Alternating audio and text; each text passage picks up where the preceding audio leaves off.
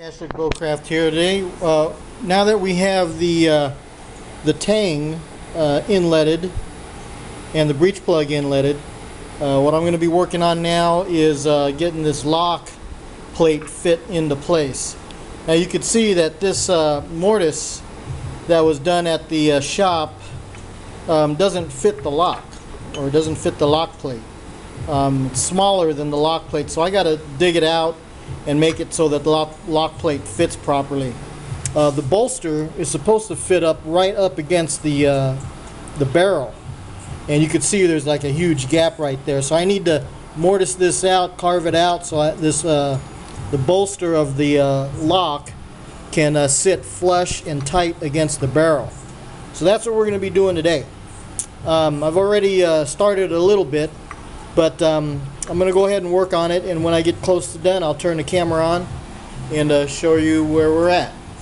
Oh, and one more thing. I've got the where I'm going to be drilling the touch hole marked right here, so I can keep it in position with the pan.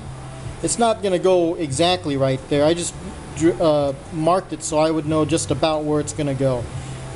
It'll probably go a little bit lower, hopefully not higher, but I put that red dot there so I would know how to position the lock in the mortise as it relates to the barrel.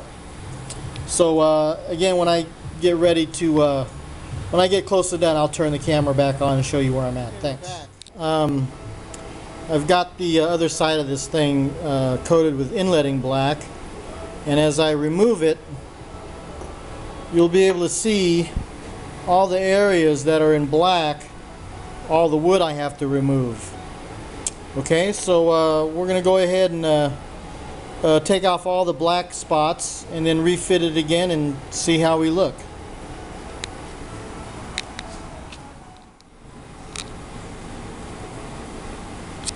Okay, Fantastic Bowcraft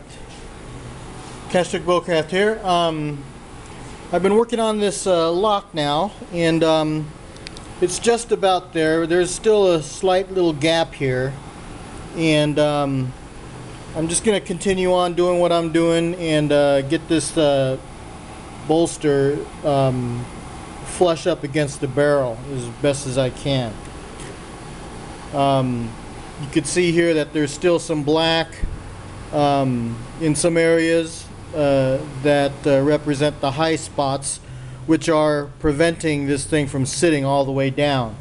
So it's just little by little taking out the wood and eventually getting everything down the way it needs to be.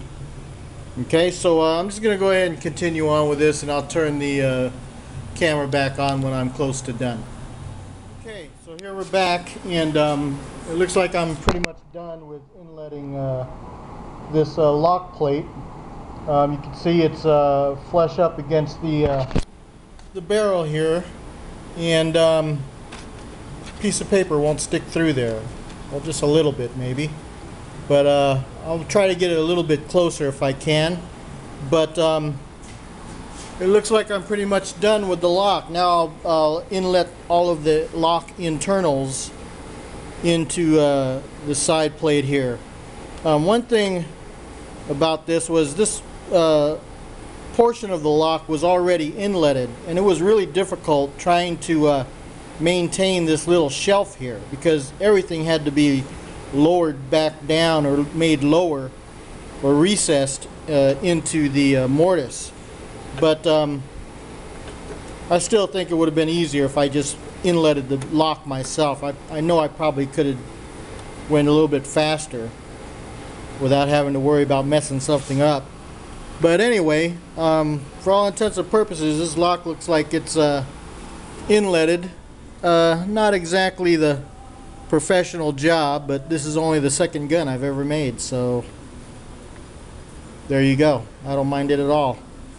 Anyway, so there you go. That concludes this particular episode of inletting the lock plate, and we'll continue on with the next episode in doing all of the lock internals. Fantastic Bowcraft, thanks for watching.